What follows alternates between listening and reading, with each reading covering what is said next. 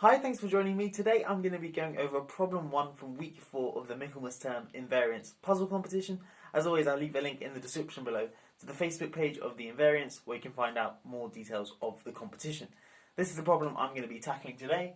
We want to know, is there an arithmetic progression of 2020 numbers, so 2020 numbers, such that none of them are perfect powers, but their product is? Okay, so let's just have a reminder of what an arithmetic progression is. It's just, a sequence of 2020 numbers in this case. The first number we call A, so the starting term is A. The second term is A plus D, where D is our common difference. The third term is A plus 2D. The next term would be A plus 3D, so we keep adding D each term along. And we go over to our 2020th term, which will be A plus 2019D. Okay, now a perfect power is simply a number for which you can take an nth root of, where n is some natural number bigger than or equal to 2. So for example, 8 is a perfect power because you can take the cube root of 8 and still get a whole number, 2. But for example, 7 is not a perfect power because no matter which root you take, the square root, the cube root, the fourth root, the fifth root, so on, you're never going to get a positive whole number. 81 is a perfect power because it's 9 squared, or even 3 to the 4. Whatever 3 to the 7 is, that's a perfect power because I can write it as 3 to the power of a whole number which is bigger than or equal to 2. Anyway, I'm waffling on now. We want to know if there is an arithmetic progression with these properties. If you want to have a go at the problem, pause the video now and give it a go for yourself, and I'm going to get stuck into a solution.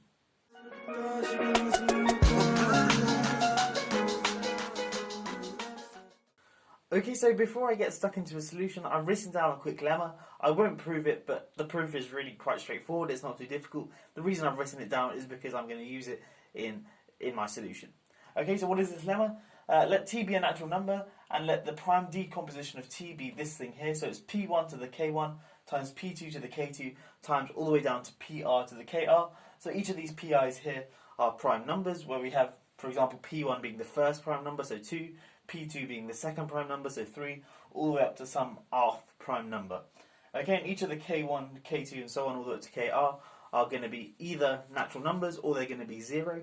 And then this is the sort of claim of the lemma.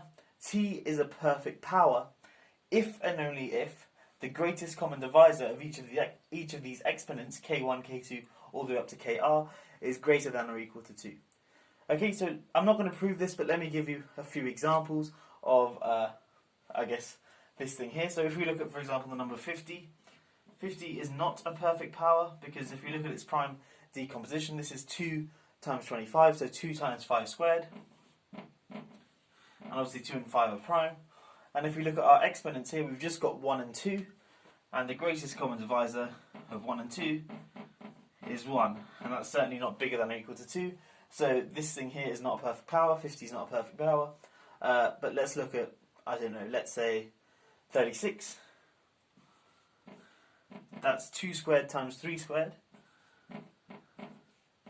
Okay, so the greatest common divisor of our two exponents, which are 2 and 2, that's going to be 2. And 2 is certainly bigger than or equal to 2, so this thing here is a perfect power. As I said, I'm not going to prove this lemma, but it's really not too difficult to prove. But I'm going to use this to show that there is indeed an arithmetic progression with the properties we require.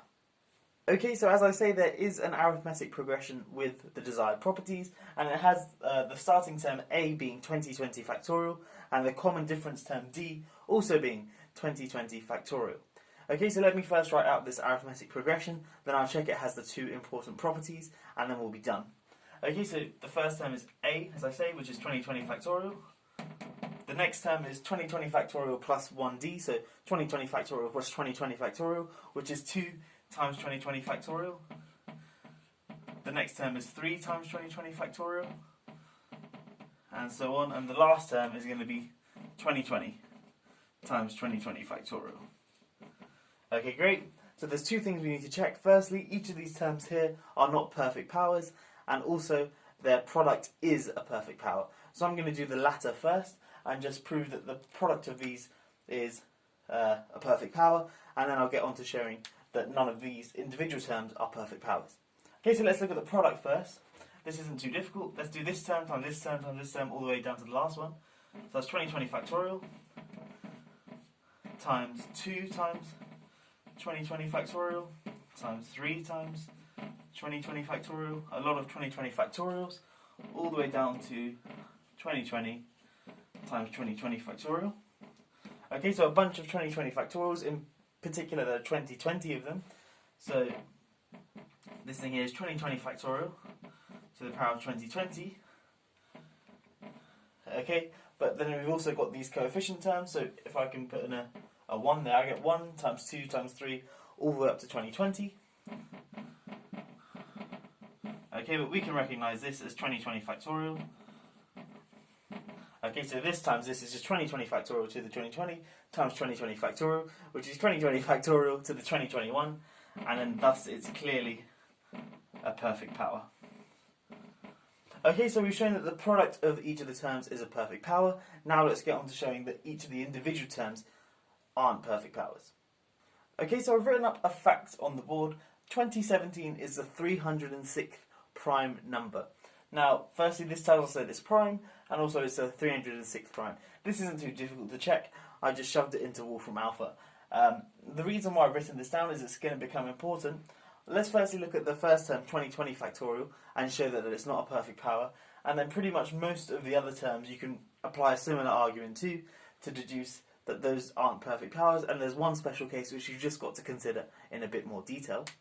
Okay, so let's look at 2020 factorial, and let's look at its sort of product, sort of definition. Is 2020 times 2019 times 2018 times 2017 times 2016 times all the way down to 3 times 2 times 1. Okay, what we want to do is write this in its prime decomposition form. So we're going to get, it's going to be 2 to the something, so P1, which is going to be the first prime number, so 2 to the power of something, K1. Then it's going to be the second prime number, 3 to the power of some number, which I'm going to call K2. Then 5 to some prime number, so first prime number, second prime number, third prime number, and so on. Okay, all the way up to the P305th, so whatever the 305th prime number is, I don't know. Then the next prime number is going to be 2017. Okay, and 2019 isn't a prime, and you can check this, it's divisible by 3, you can just add up the digits and you get a multiple of 3. So it's clear to see that this number here has no prime factors bigger than 2017, because only 2018 is not prime, 2020 is not prime, and 2019 is not prime, and any other, and you can clearly see that any prime factor is going to be a factor of one of these numbers less than 2020, so therefore it has no prime factors bigger than 2017. Okay, so when we look at its prime factorization, we get this thing here, but in particular, the exponent of 2017 is 1. Okay, and the reason for that is, note, if you look at the decompositions of each of these numbers, 2016, 2015, and so on, of course it's not going to contain a 2017, because each of those numbers are less than 2017. And then when you look at the factorizations of 2018, 2019, and 2020, i.e. their prime factorizations, you're not going to get 2017 in them, because this is 1 bigger than 2017, this is 2 bigger than 2017, and this is 3 bigger than 2017. So there's no possible way you could get a 2017 in there, or 2017 squared, or anything like that. So the only way we get a 2017 in this 2020 factorial expansion is from the 2017, which is written there. Okay, so we get a 1 in the exponent there. But in particular then, if we look at the GCD of K1, K2, all the way up to K305, and then we look at K306, which in this case is just 1, this thing here is always going to be 1. Okay, because it doesn't matter what these numbers are, there'll be some, they might be 0, some of them, they might be, in fact none of them will be 0, but there'll be some positive natural numbers, but because we've got this 1 here, that means that the greatest common divisor of the collection of these terms is going to be 1, and thus, by the previous lemma, this thing here is not a perfect power. Now you can apply the same argument to 2 times 20 factorial, 3 times 20 factorial, in fact each of these terms in here except 2017 times 2017 times 2020 factorial, because obviously in that case you get 2017 times 2017 in the prime factorization, and thus you get a 2 here. So let's look at that case in a bit more detail. Okay, so let's look at the case 2017 times 2020 factorial in a bit more detail. We want to show that it's not a perfect power, and again it's not too difficult to see this. using a similar argument but just changing it slightly. Firstly, a fact: 661 is the 121st prime number. Again, we're going to use this fact in a similar way to using that 2017 is the 306th prime number.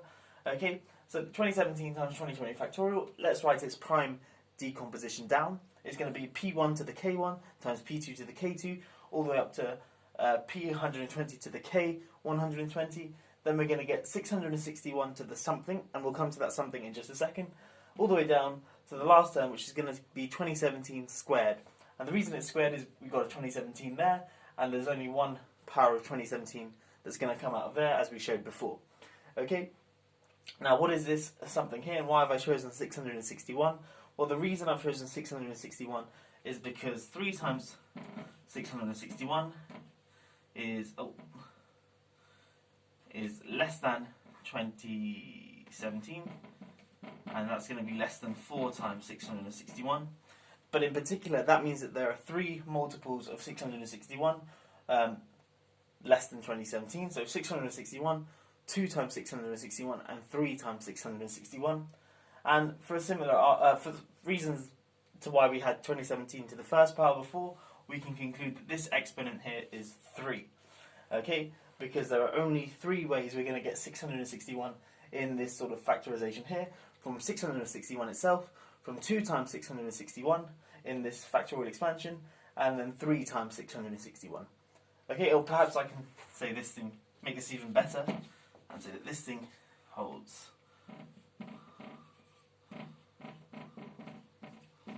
Okay, so we're only going to get 3 lots of 661 from this in this prime decomposition. So we get a 3 in the exponent.